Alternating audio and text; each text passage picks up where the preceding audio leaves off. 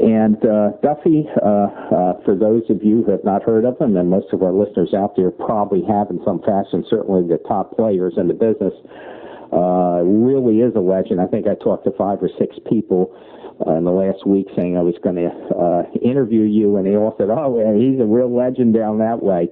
And I know all the top players in the business know you well. You've been a major speaker. You've spoken to Todd Duncan seminars. And you have a very unusual way of doing business that a lot of people do not articulate.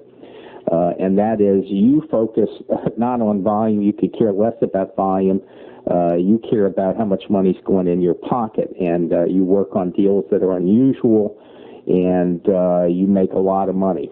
Anyway, and I also know you're very physically intimidating. You're 6'9", and very unusual, very outspoken. And so I've been looking forward to this, actually, for some time. I actually don't want to talk too much about your background in this case, because I think you're so unique in your approach to business and what you do that will dispense with some of the formalities of dealing with realtors in the old days and stuff, and kind of get right into it. Right. And the but to be able to preface my remarks, during that first 6 months, I was strongly encouraged to go down the traditional path of seeking out real estate agents and asking them for business.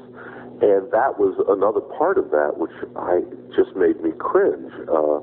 So almost immediately, in fact, I was telling somebody just yesterday, almost immediately when I did one of my very first loans, I thought to myself that I would like to send this borrower out, not as just another borrower, but with a sandwich board sign, one of those old wooden boards that are on the front and the back of the person, and they walk up and down the street.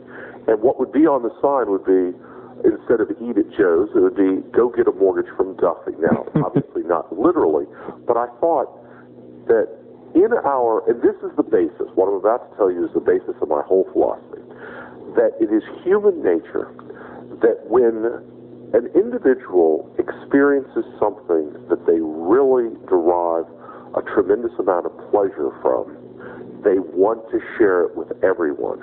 And they want to share it with all their friends so that their friends can derive the same amount of pleasure out of the experience and come back to the person who referred them, pat them on the back and say, you're a really great guy. Thank you so much for telling me. Now, this could be a book, it could be a movie, it could be a restaurant, it could be a travel location, whatever it is, it's just basic human nature that we want to get those warm fuzzies coming back from our friends by telling them that I saw this great movie, read this great book, and whatever. I decided that that really applies across the board to everything, including the mortgage industry. So from day one, I decided to not just be a vending machine of mortgages, not to have an application taker, not to focus on marketing and getting business in and then just filling out the paperwork, but rather to focus on and truly care about every one of my clients, because then they become my sales force, and they go out and tell all of their circle of influence that Duffy is the one who will take care of their mortgage. It's as simple as that. So I will do a loan for an individual, and that individual, there'll be certain characteristics about that individual. I remember one time a previous client referred a woman to me who was 39 years old, had a daughter who was 9 years old, and she was single, and she was an African-American woman.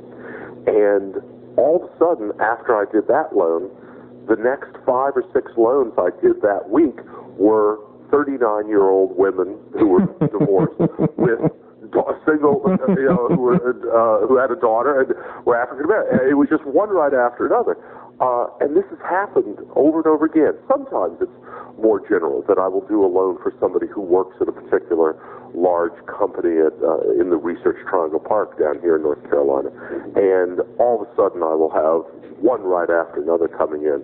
One time I had somebody call and sounded about as with the least amount of enthusiasm as I'd ever heard anybody, called and said, "Matt, please set up an appointment to come in and refinance my home." And I said, "Well, I'll be happy to, but you sure don't sound happy about it." He said, "Well, I'm not really." And I said, "Well, then why are you doing it?" He said, "Because one of your previous clients is literally sitting on my desk and has sworn he's not going to leave until I pick up the phone and call you to set up this appointment." And I went, "All right, well, just to get him off your desk, come on in and I'll do the appointment." So that has been how I've been able to keep a steady flow of business coming in continuously through these last almost 13 years, just from previous clients. It almost sounds like your whole structure is not even based on dealing with realtors in a long-term relationship, unless it just kind of falls that way.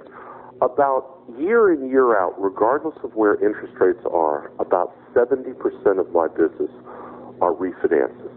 They're not even purchases. One of the things that gripes me is when I go to the mortgage conferences and somebody will stand up and stage and push out their chest and very excitedly say, 95% of my business last year came from purchase money loans.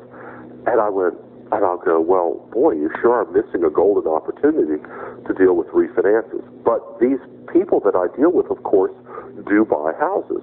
And when they do, they come directly to me, and I look at the contract and see what real estate agent is involved, and I usually recognize them if they're fairly well known in the area, but I never, ever solicit business from real estate agents. By doing so, it makes my life too complicated, and I like to keep my life as simple as possible.